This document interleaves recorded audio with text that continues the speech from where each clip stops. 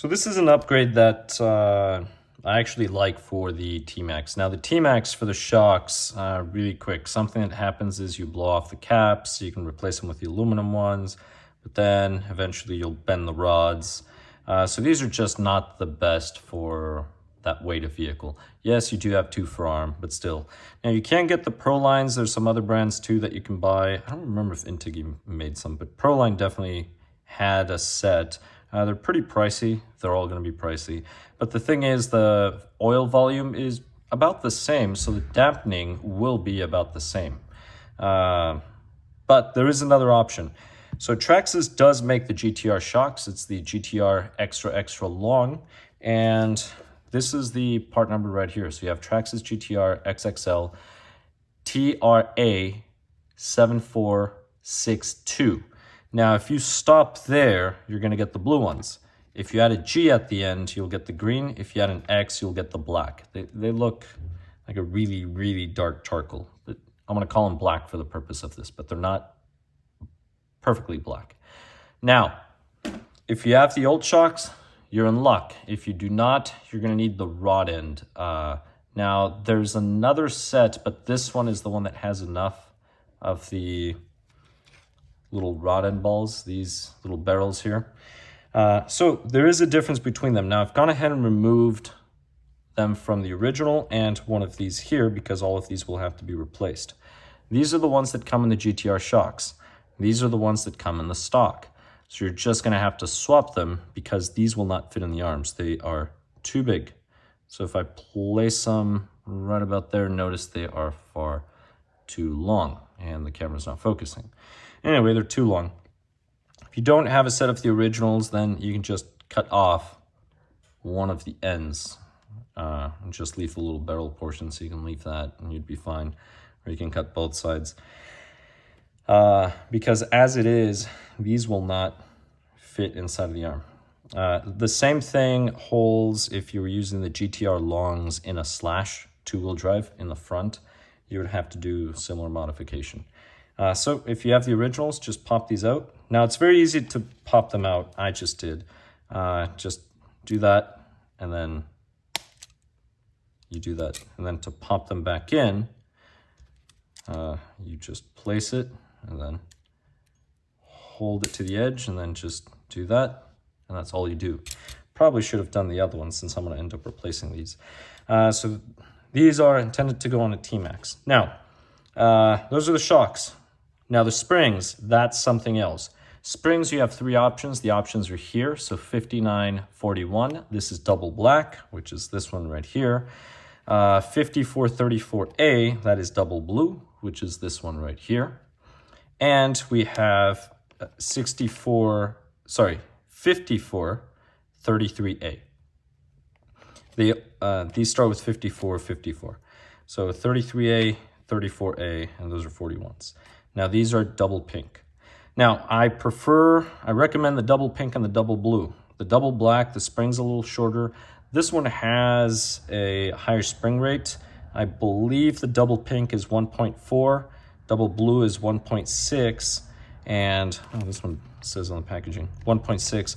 This one, I can't remember if it's 2. Yeah, this one's a 2.0.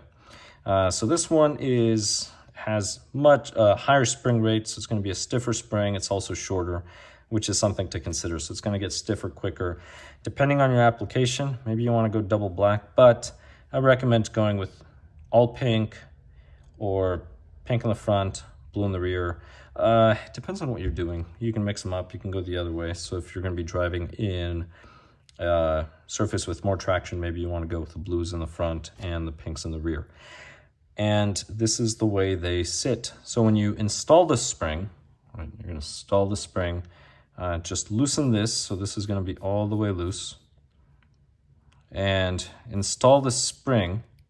And then once you install the spring, just drive the nut right until this. You can no longer hear or feel it move in the spring mount. Then after that, measure the gap. Make sure they all measure the same. Well, the fronts measure the same, and then the rears measure the same to the rears.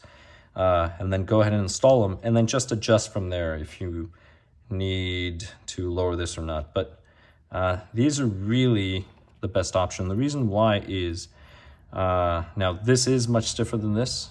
So if you're taking high jumps, things like that, you go with something like this. Again, this is double blue. I would just go double pink all around. But there's a higher oil capacity. There's a millimeter more in the radius. So these are 13 millimeters instead of 12, I believe. I believe these are 12. These are bigger. Now, if you think about it, circumference, it's a circle. So you're going to be multiplying by pi. So that 0.5 millimeter to each side times pi. And then the length, you really increase the volume of oil that you can use. Now, the black ones, these are intended to go in the rear. So these actually have 60 weight oil. These are intended to go in the front. For now, I'm going to do 55, but sorry, I put 50 in them just to try something a little softer than 55. On the previous one, I did 55. It worked, but I thought it was a little much. So I'll do that. There's a little bit of pack there, but this is it. This is my recommendation. Now, something else for the top, the stock screws, they look like this. So they have that little head there because of how they mount right in here. But these, notice they have that little barrel. You can't pop that out. I don't know why you would though, but let's just say you decide to pop this out. You could use this screw, but it will actually have a little bit of play, very little. You can get away with it though. My recommendation would be to just get a 3 millimeter button screw. That's 12 millimeters long. You can go 13, that's fine. If you go 14, it'll fit, but at least 12 millimeters. So similar to the bottom. Now the bottom is a countersunk screw, but you want to get a button head. And again, 12 millimeters, no less than 12. You can go up to 14 if you want. And that's really all you need for the T-Maxx. Now keep in mind that each set of these is about $35, $36 as of this video. So take that, let's say 36, and then multiply it by 4. You're looking at just over $140 plus the springs. The springs are probably about $5 a pair, and you're going to need a total of 4 pairs because there's 8 shocks. So that is something to consider. If you are replacing the shocks on a T-Maxx, if you can find some originals that are inexpensive, go for it. Sometimes you can find takeoffs, they're great, and then just use those. But if you want something that has a much thicker shaft, I mean, there's quite a bit of a difference between the two. Let's see, so let me go ahead and take this spring out actually. So if I take the spring off,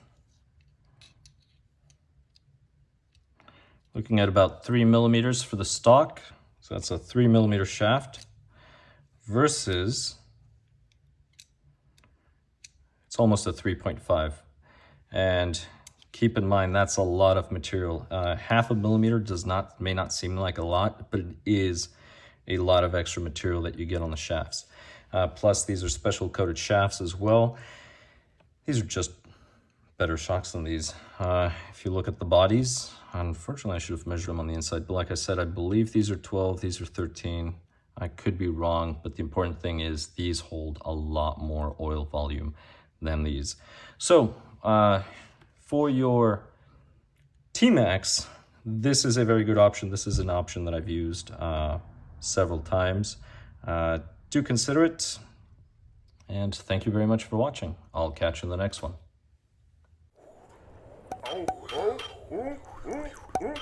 What? Oh, my hair! My car! My rod!